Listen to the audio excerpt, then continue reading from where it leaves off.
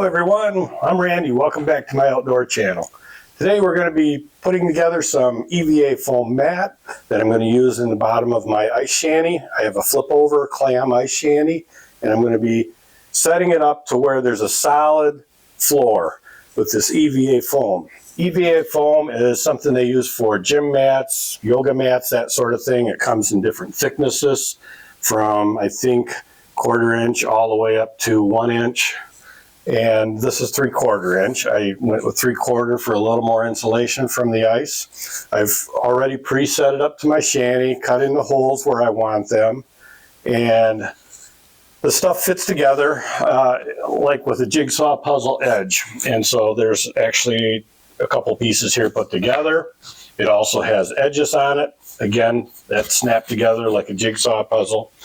But the problem is there's like 14 pieces with all these edge pieces. And I can see that taking too much time to put together and take apart when I want to move. I can see pieces like this blowing across the lake on me in the wind. So what I'm going to do is, a lot of people have done it, and there's some other videos out there where they use a spray or brush on contact glue to glue the pieces together, and some people even put it together where they can fold it. I may look into that down the road, but right now I think I just want to put it into 4 big pieces about the size of this that I can neatly fit together, stick in between the folds of my flip over, and be pretty mobile with it. So let's get into it. Okay, we're ready to get started with our project here. Just wanted to let you know that this Super 77 by 3M we're going to use to glue the foam together is very flammable, so you don't want any open flame near it. And also it's not very good to breathe. So I will be wearing a solvent mask. And if you don't have that, I would suggest doing the project outside and stay away from breathing the fumes. And I'll be using solvent gloves as well. And that's about it. Let's get going. So my initial thought when I started spraying was to sandwich the foam between 2 pieces of cardboard to keep the overspray from getting all over the surface of the foam. While that did work pretty good, it started getting gunked up after a while. The cardboard was sticky to handle, my gloves were sticking to it, and I just eliminated that about halfway through the project.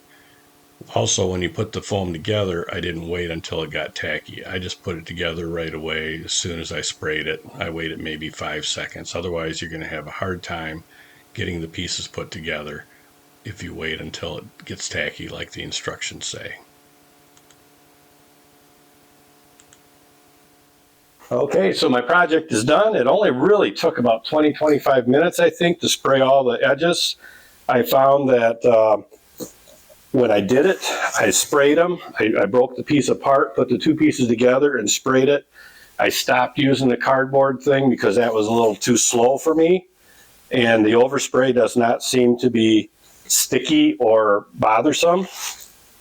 I saved my cutouts so that I can close up a hole if I want to, and I cut those on a little bit of an angle. So in other words, the smaller part, or the bottom part of this hole is smaller in diameter than the top. I just cut a little bit of a angle to it so that it'll go in there, but it won't fall through.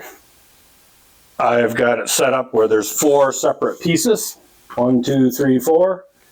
A lot of people will glue the whole thing together and make a cut, and then from the bottom side use like a ground barrier cloth and glue that to it so you can just fold it up.